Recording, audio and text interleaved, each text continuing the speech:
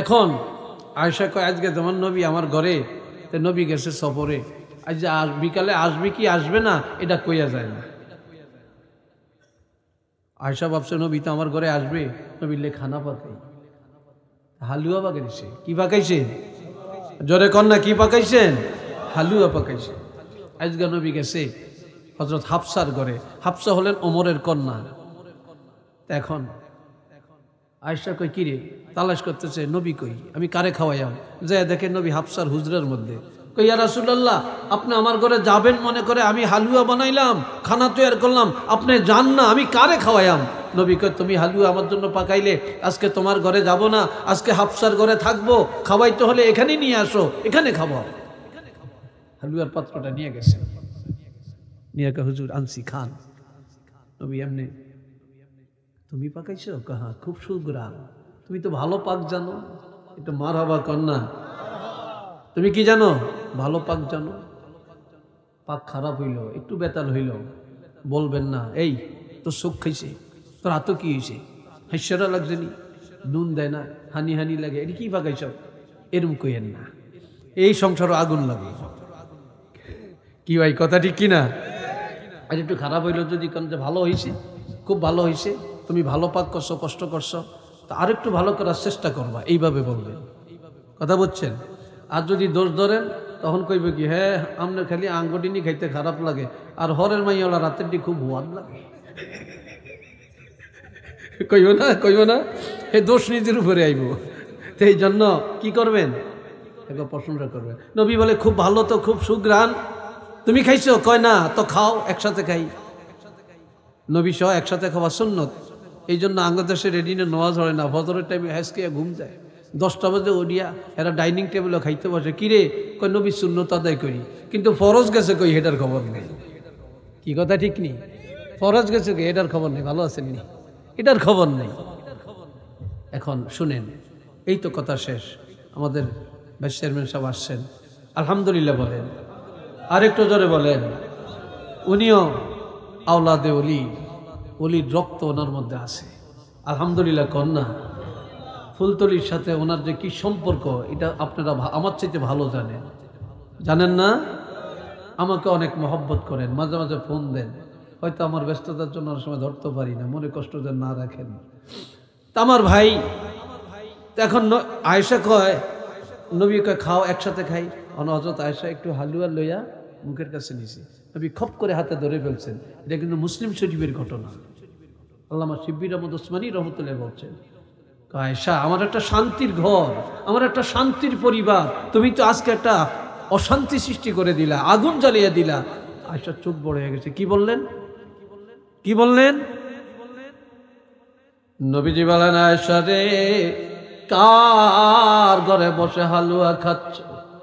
কইরা আয়েশার ঘর। আয়েশা কে? আপনার স্ত্রী। কই তুমি কে? আমি আপনার স্ত্রী। তাহলে আয়েশা তোমার হাফসা কি হয়? আমার বোন। হাফসার ঘরে আইন না তুমি হালুয়া খাইবা, আমিও খাবো, তোমার কি উচিত ছিল না তোমার বোনকে হাফসাকে দাওয়াতটা দেওয়া? সুবহানাল্লাহ বলেন না। তুমি তাকে দাওয়াতটা না দিয়া তোমার মুখে ঢুকাইলে কি করে? এই জন্য হাতের মধ্যে খপ করে ধরে ফেললেন, বললেন যাও, বললেন যাও, হাফসাকে দাওয়াত দাও। দাঁড়িয়ে গেছে, বই নাই, আয় আমরা একসাথে খাই। যাব না, খাবো না, তুমি আগে দাওয়াত দাও না, আমি দেখছি রাসূল বলার কারণে তুমি আসছো, আমি খাবো না। যে এক নবী, সে তো আসে না, খুব রাগ, যদি না আসে তাহলে তার কাছে নিয়ে যাও, নিয়ে খাওয়াই আনো, তার একটু না খাওয়াইলে তার মনের কষ্ট যাইতো না, দ্বন্দ্ব মিটতো না। নিয়ে গেছে, চলো খাও খাও, খায় না, আমি খাবো না। নবীকে বলে, নবী খায় না তো, জোর করিয়া খাওয়াও। কি করিয়া?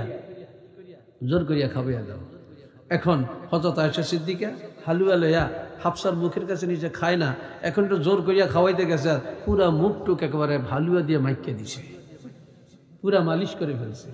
এখন হাফসা দৌড়ে আসছে, আয়েশা কই, ইয়া রাসূলুল্লাহ, আপনি নাকি ন্যায় বিচারের নবী, আপনি ন্যায় বিচার জানেন, আপনি আদর্শের নবী, আজকে আপনি কেমন ন্যায় বিচার করেন আমি দেখবো, আমি খাবো না। আয়েশা খাওয়াইতে যায় আমার পুরাটা মুখ হালুয়া দিয়ে মেখে ফেললো, আপনি উচিত বিচারটা করবেন। নবী বলেন, হাফসা আমি বিচার জানি, তবে আজকের বিচার আমি করব না, আজকের বিচারটা তুমিই করবা। কয় আমি কেমনে করব, আমাকে গাইডলাইন দেন। কয় হালুয়া আছে কি না? কয় আছে।